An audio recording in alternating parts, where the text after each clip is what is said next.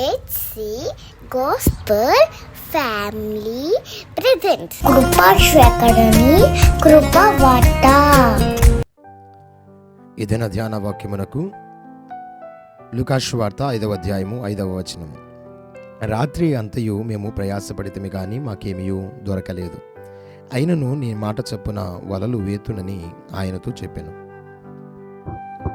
ఒక చిన్న గ్రామంలో పచ్చని పొలాలు మరియు కొండలు, అడవుల మధ్య సారా అనే యువతి నివసించేది. ఆమె ఉల్లాసభరితమైన మరియు దృఢమైన విశ్వాసం కలిగినది.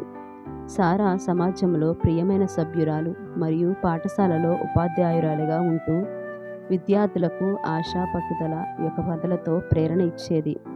ఒక వేసవి కాలంలో కరువు వచ్చింది. పంటలు క్షీణించి పొలాలు ఎర్రగా మారాయి, నదులు ఎండిపోయాయి, ప్రజలు నిరాశతో నిండిపోయారు. సారా ఒక సాయంత్ర సమయంలో తన గ్రామంలో కలిగిన కరువు గురించి నిరాశపడుతూ కూర్చొని యేసును ఆశ్రయించి గ్రామం కరువు నుండి విడుదల కొరకు ప్రార్థిస్తే విడుదల కలుగు చేస్తాడని నమ్మకంతో మరుసటి రోజు గ్రామస్తులను సమాజంగా పిలిచి యేసును ప్రార్థించమని చెప్పింది. సారా మాట ప్రకారం ప్రజలందరూ కలిసి ప్రార్థిస్తున్నారు, కానీ ఆకాశంలో ఎటువంటి మార్పు కలిగించలేదు. వారిలో కొందరు వెళ్ళిపోయారు, అయినా సారా పట్టుదలగా నమ్మకంతో ప్రార్థిస్తూ ఉండేది. మధ్యాహ్న సమయంలో పొలంలో కూర్చొని కళ్ళు మూసుకొని తన ముఖంపై సూర్యకాంతి అనుభూతి చెందుతూ దేవుని తన ప్రార్థన వింటున్నాడని నమ్మింది. కొన్ని క్షణాల్లో ఆకాశంలో మేఘాలు కమ్ముకున్నాయి, గాలి పెరిగింది, వర్షం పడటం మొదలైంది. గ్రామస్తులు బయటకు వచ్చారు. వారి ముఖాలు ఆశ్చర్యం మరియు ఆనందంతో నిండి ఉన్నాయి. సారాకు కృతజ్ఞతతో కళ్ళల్లో నిండాయి. ఇది ప్రభు చేశారు.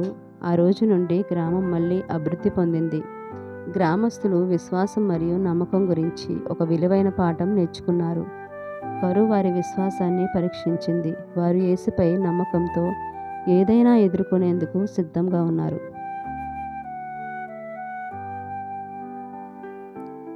ప్రార్థన. గనుడమైన తండ్రి, శ్రేష్ఠుడా, నీకే వందనాలు చెల్లిస్తున్నాం. ఎందరు బిడ్డలైతే నీ మాటలు ఆలకించారో వారందరి బ్రతుకులను ఆశీర్వదించి దీవించండి. గత జీవితంలో వారు చేసిన ప్రయత్నాలు నిష్ఫలమై ఉండగా వాటిని మార్చి నీ మాట ప్రకారముగా అడుగు ముందుకు వేస్తూ ఉండగా ఆ యొక్క ప్రయత్నము కూడా దీవెనకరముగా, ఆశీర్వాదకరముగా మలిచి దీవించి ఆశీర్వదించి కనపరిచి హెచ్చించమని అడుగుతూ యేసు ఘననామములో మనం పెట్టి అడుగుతున్నాము తండ్రి, ఆమేన్.